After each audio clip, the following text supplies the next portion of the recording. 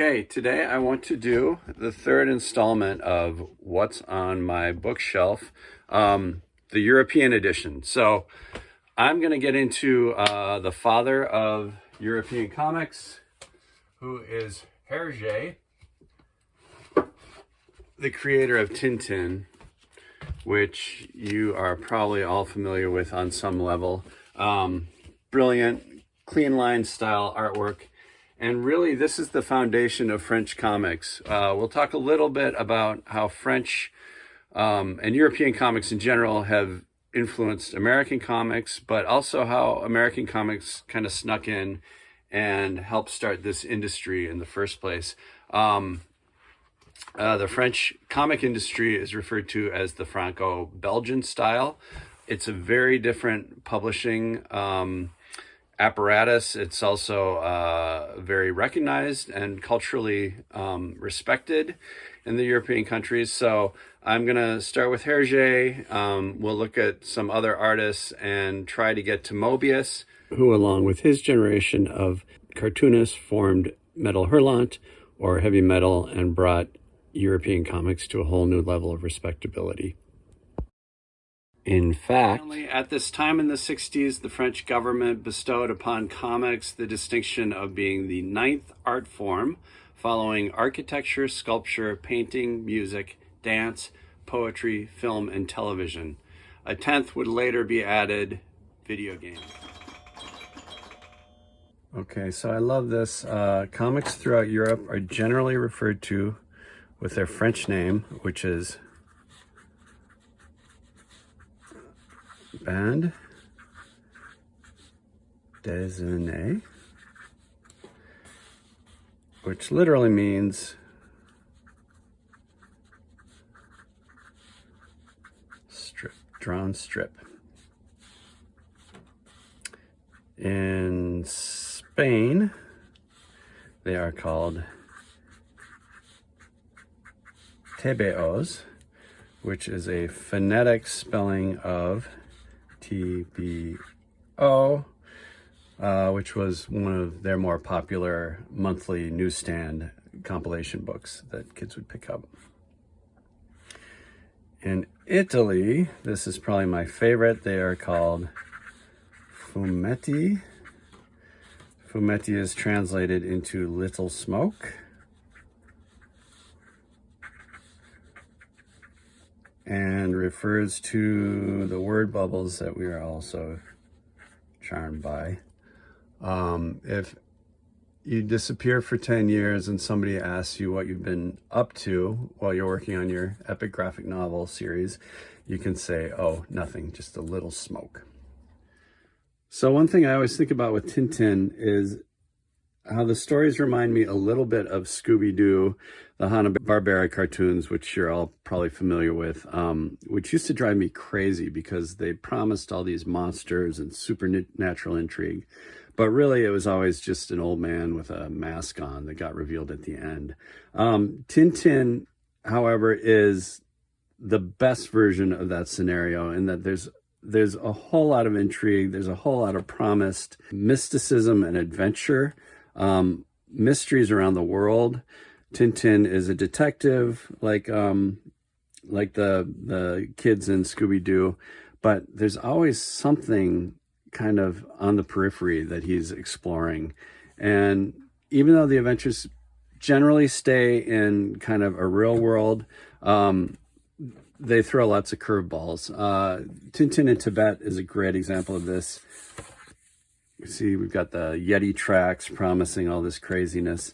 This one does deliver. There's a Yeti in the end, but it starts with the story of a plane crash that takes our heroes to just lots of settings, lots of stuff to trigger the imagination of young readers. And TinTin found readers from 7 to 77, they said. Everybody loved these books. Shooting Star is also another iconic TinTin adventure where our heroes witness a meteorite having crashed into the earth and go off on an adventure, a sea-bound adventure to find where it landed. to discover that it's become kind of this island off in the middle of the ocean, maybe the Pacific. And as they set foot on it,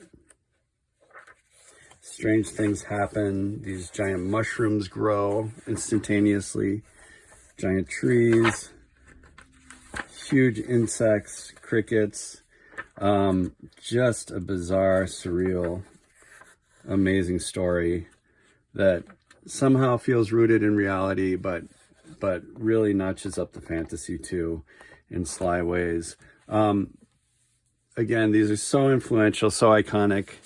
I love this example of Charles Burns's X'd out, very adult, very surreal comic books from more recent times, where he kind of riffs off not only Hergé's clear line style, but also some of that iconography that is so distinct and such a theme throughout comic books throughout the world. This is my favorite TinTin adventure. It's actually kind of a two album collection, Destination Moon and Explorers on the Moon. Height of the Cold War, when every country was racing to the moon, and apparently Belgium got there first with TinTin, DuPont and DuPont. Look at these beautiful panels.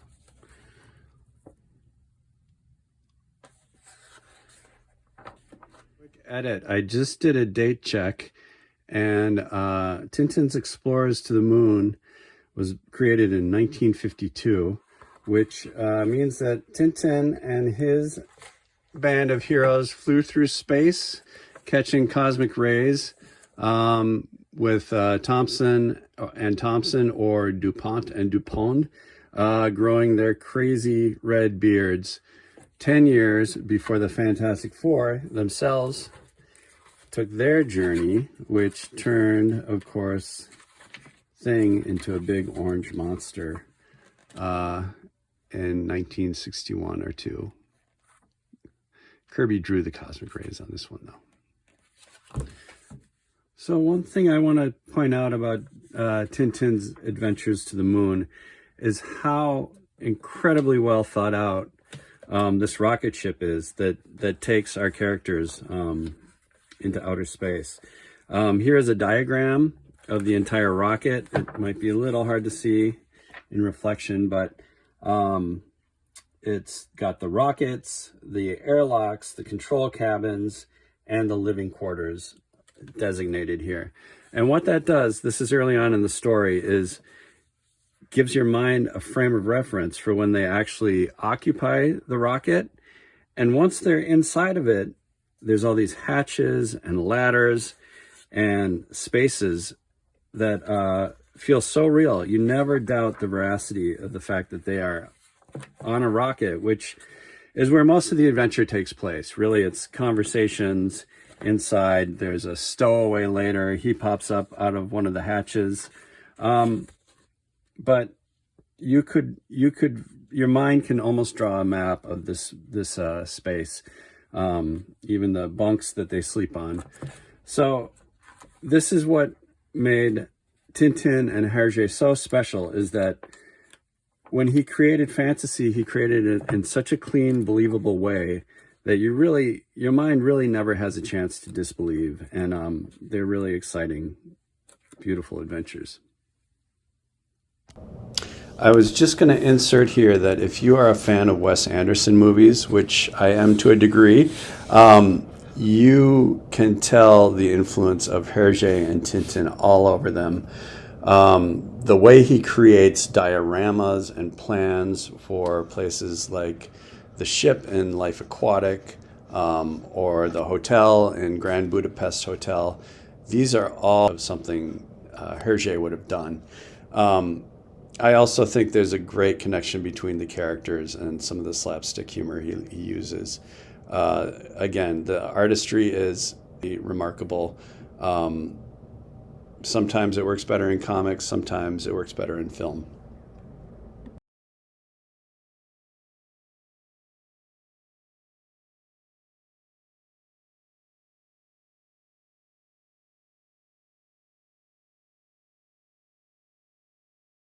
Okay, so once again, I've overpromised. I think just getting through some of Hergé is enough. We'll save Mobius and some other European artists for later. I'll end with a few exquisitely detailed sketches and drawings from throughout the Tintin series. And thanks.